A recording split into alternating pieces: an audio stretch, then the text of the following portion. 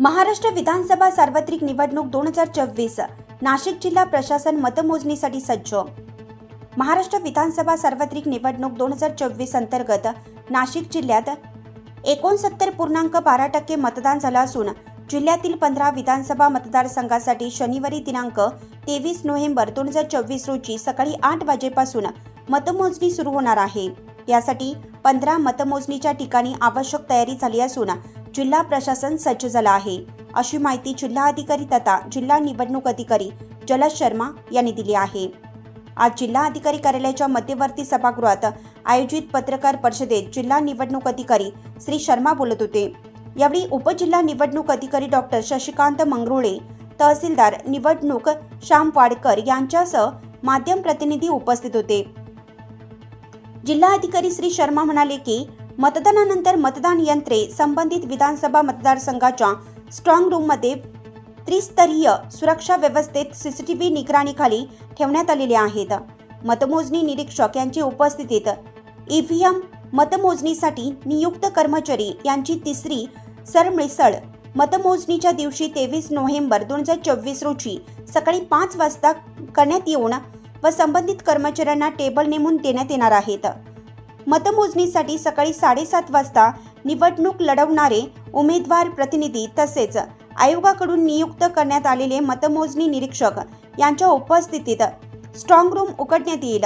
लोकप्रतिनिधित्व अधिनियम 1951 चे कलम 128 अन्वये निवडणूक निर्णय अधिकारी सर्व कर्मचाऱ्यांना व मतमोजणी प्रतिनिधींना गोपनीयतेची शपथ देतील। भारत निवडणूक आयोगाकडून 15 विधानसभा मतदारसंघ निहाय मतमोजणी निरीक्षक नियुक्त करण्यात आलेले आहेत। त्यांच्या निगराणीखाली मतमोजणीची संपूर्ण प्रक्रिया पार पडणार आहे। सकाळी ठीक 8 वाजता टपाली मतपत्रिकांची मतमोजणी सुरू करण्यात येणार आहे। त्यासाठी विधानसभा मतदारसंघ निहाय संभाव्य प्राप्त होणाऱ्या टपाली मतपत्रिका लक्षात घेऊन टेबल्सची संख्या निश्चित करण्यात येणार आहे। प्रत्येक टेबलवर एक अतिरिक्त सहाय्यक निवडणूक निर्णय अधिकारी, एक मतमोजणी पर्यवेक्षक, 2 मतमोजणी सहाय्यक व एक सूक्ष्म निरीक्षक यांची नेमणूक करण्यात आली आहे। प्रत्येक टेबलवर जास्तीत जास्त 500 टपाली मतपत्रिकांची मोजणी करण्यात येणार आहे। प्रत्येक टेबलवर जास्तीत जास्त 500 टपाली मतपत्रिकांची मोजणी करण्यात येणार आहे। नाशिक जिल्ह्यात मतदान झालं होतं, त्यामध्ये जे आमच्याकडे एंड ऑफ पोल फायनल जे आकडे आलेले आहेत ते आहे 69.12% एवढं मतदान झालेलं आहे। यामध्ये कळवण विधानसभा मतदारसंघात जिल्ह्यात सर्वात 78.43% एवढं मतदान झालेलं आहे। मतदानाच्या नंतर मतदान यंत्रे जे आहे ते संबंधित विधानसभा मतदारसंघाच्या स्ट्रॉंग रूम मध्ये 3 लेयर सिक्युरिटी म्हणजे त्रिस्तरीय सुरक्षा व्यवस्थेत सीसीटीव्ही निगराणीखाली ठेवण्यात आलेले आहे। त्याच्यासोबत स्ट्रॉंग रूम मध्ये त्यांना ठेवताना पण जे प्रतिनिधी होते, सर्व पक्षाचे प्रतिनिधी होते, त्यांच्या समोर हे ठेवण्यात आल्यानंतर त्यांना सील करण्यात आलेलं आहे। जे स्ट्रॉंग रूम आहे त्याचे बाहेर सर्व जागावर सीसीटीव्ही कव्हरेज साठी कॅमेरे लावण्यात आलेले आहे। जे पॉवर बॅकअप सोबत त्यांची फीड जे आहे ते सेंट्रली दिलेली आहे त्या स्ट्रॉंग रूमच्या बाहेर, आणि जिथे ते फीड आहे तिथे पण 24 आवर्स जे पक्ष आहे किंवा उमेदवार आहेत त्यांचे प्रतिनिधी यांचे बसण्याची आणि ते चेक करण्याची सुविधा पुरवण्यात आलेली आहे। मतमोजणीचा दिनांक व वेळ असा प्रकार आहे 23 नोव्हेंबर 2024 रोजी सकाळी 8 वाजेपासून मतमोजणी संबंधित विधानसभा मतदारसंघाच्या मतमोजणी केंद्राच्या ठिकाणी होईल।